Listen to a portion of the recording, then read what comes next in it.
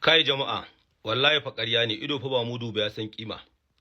Maganar wannan mutuwar auren na Adam Zango ni fa ban yadda da wannan abubuwan da suka fito ba. Kai, akwai wata ƙasa fa. Ido fa ba mudu ba ya san kima. Abun nan fa ni tun ɗazu ya tsaya min a rai. Adam Zango fa a ce ya rabu da wannan matar tasa Maimunatu. Kai, ku tsaya ku auna da kwakwalwar ku mana.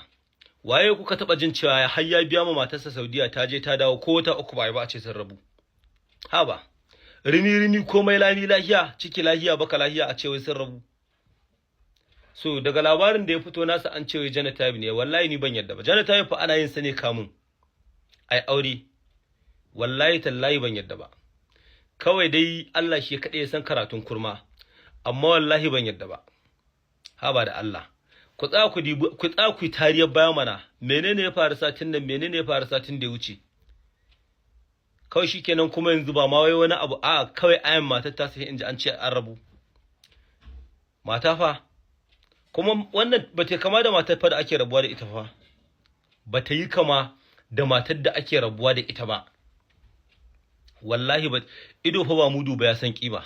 Duk mun yi zama da mata mun san abin da ana faɗi za a ce haka ne.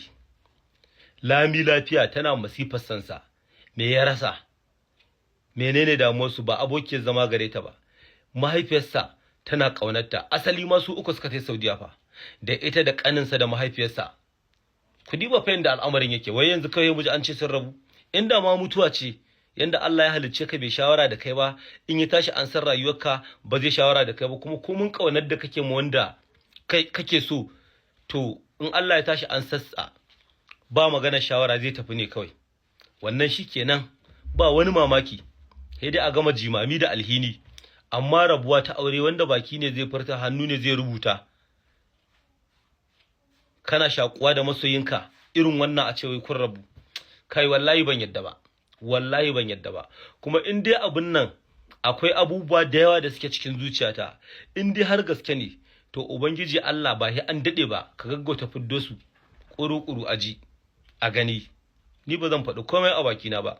Ko Allah subhanahu wataala bai kama ka da abinda ka sassaka a zuciyarka baka fito da shi a harshe ba. Saboda haka dai kawai lamarin nan abubuwan da shi bawon Allah nan ya faɗa Adam Zango ban yadda ba.